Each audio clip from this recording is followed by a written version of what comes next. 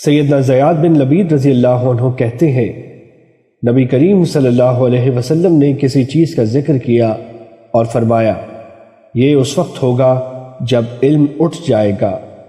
ہم نے کہا اے اللہ کے رسول، علم کیسے ختم ہو جائے گا جبکہ ہم قرآن مجید پڑھتے ہیں اور اپنے بچوں کو اس کی تعلیم دیتے ہیں، اور پھر ہمارے بیٹے اپنے بچوں کو اس کی تعلیم دیں گے اور قیامت کے دن تک یہ سلسلہ جاری رہے گا۔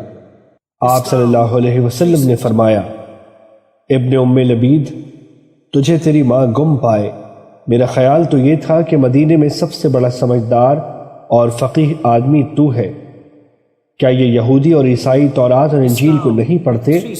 لیکن صورتحال یہ ہے کہ یہ لوگ ان میں سے کسی چیز سے مستفید نہیں ہو رہے۔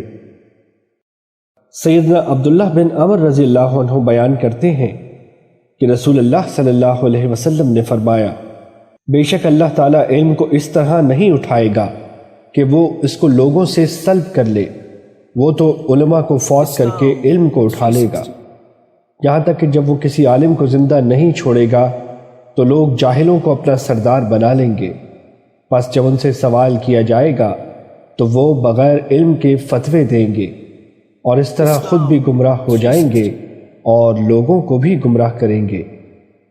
حدیث نمبر 315، مسند احمد۔ سیدنا ابو ہریرہ رضی اللہ عنہ بیان کرتے ہیں کہ رسول اللہ صلی اللہ علیہ وسلم نے فرمایا، ان قریب میری امت میں دجال اور جھوٹے لوگ پیدا ہوں گے، وہ تم کو ایسی نئی نئی احادیث بیان کریں گے جو نہ تم نے سنی ہوں گی اور نہ تمہارے آباء و اجداد نے، بس تم ان سے بچ کر رہنا، کہیں ایسا نہ ہو کہ وہ تم کو فتنے میں ڈال دیں۔ حدیث نمبر 306، مسند احمد۔